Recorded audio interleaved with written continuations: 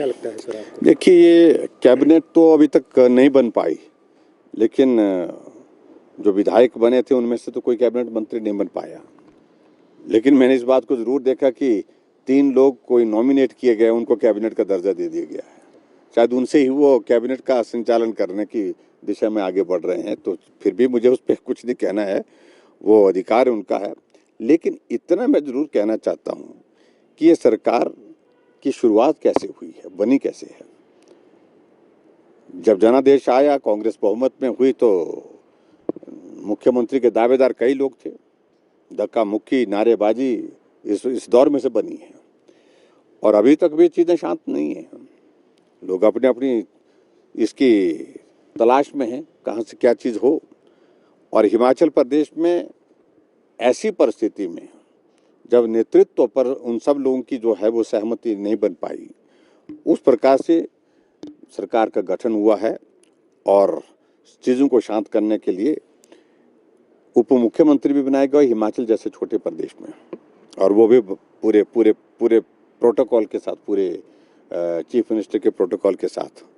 तो ऐसे में मैं इतना ज़रूर कहना चाहूँगा कि हिमाचल प्रदेश में सरकार तो बनी है, लेकिन सरकार अभी तक सही मायने में जो है वो नॉर्मल जो फंक्शनिंग है उसमें वक्त लगेगा उसमें करने के लिए, वो करने की स्थिति में हो नहीं पा रही है, क्योंकि कैबिनेट का अभी तक गठन ही नहीं हो पाया है। और असली बात मालूम पड़ेगी, कैबिनेट बनती है उसके बाद कौन मंत्री बनते हैं, कहाँ किस जिले को कितना प्रतिनिधित्व मिलता है। तो ये सारी चीज़ों को लेकर के आने वाले समय में हम थोड़ा इंतजार कर रहे हैं। सर एक तरफ वहाँ पर उनके सामने राजनीतिक परिस्थिति है, व्यवस्था है। वो हिमाचल जैसे छोटे से प्रदेश के लिए मैं समझता हूँ कि ये पहली बार ऐसी व्यवस्था की सरकार हमने देखी है जहाँ मुख्यमंत्री के साथ उप मुख्यमंत्री बनाना पड़ा। सर विधायक दल की कब तक बैठक होगी भाजपा की? और बहुत जल्दी करेंगे पार्टी का निर्णय। हमारी चीज़ें सेटल्ड होती हैं, उसमें कोई किसी तरह की कोई आपत्ति, किसी तरह की कोई दिक्कत नहीं होती है। अभी विधानसभा का सत्र शुरू होने से पहले विधायक दल की बैठक होगी और उसमें बैठक में चर्चा करके कि अभी जो सत्र है उसमें देरी हो सकती है, महीने के आखिर में हो सकता है या जनवरी तक जा सकता है, आपको क्या लगता है? मुझे मालूम नहीं कि अब देरी की वजह होनी चाहिए। मेरा तो मानना यह है कि सत्र होना चाहिए और जो विधायक चुने हैं चुन करके उनको शपथ होनी चाहिए, ताकि एक नॉर्मल जो विधायक की फंक्शनिंग जो है वो शुरुआत हो जाए।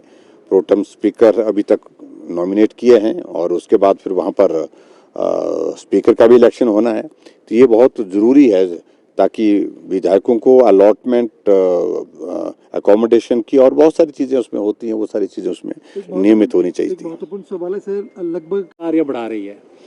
एक तो वही बात है ना कि एक मतलब 4 कदम चलने के बाद 4 कदम पीछे हो गए, इस तरह से एक तरह की प्रक्रिया। मुझे नहीं लगता कि उससे प्रदेश की आर्थिकी को बहुत बड़ा कंट्रीब्यूशन हो पाएगा, लेकिन फिर भी उन्होंने निर्णय लिया, उस पर मैं कोई टिप्पणी नहीं करना चाह रहा हूँ। और परिस्थिति ऐसी आएगी। मेरे बारे में तो हमेशा सब लोग हेलीकॉप्टर का जिक्र करते रहे कि हेलीकॉप्टर में जाते हैं। अब हमारे लिए ये भी देखने को मिल रहा है कि अब उप मुख्यमंत्री को छोड़ करके आते हैं, फिर मुख्यमंत्री को लेने के लिए आते हैं, फिर मुख्यमंत्री को छोड़ के आते हैं, फिर उप मुख्यमंत्री को लेने के लिए जाते हैं। या तो मुझे लगता है कि शायद हेलीकॉप्टर 2 लेने पड़ेंगे हिमाचल प्रदेश में, ऐसी परिस्थिति बन जाएगी।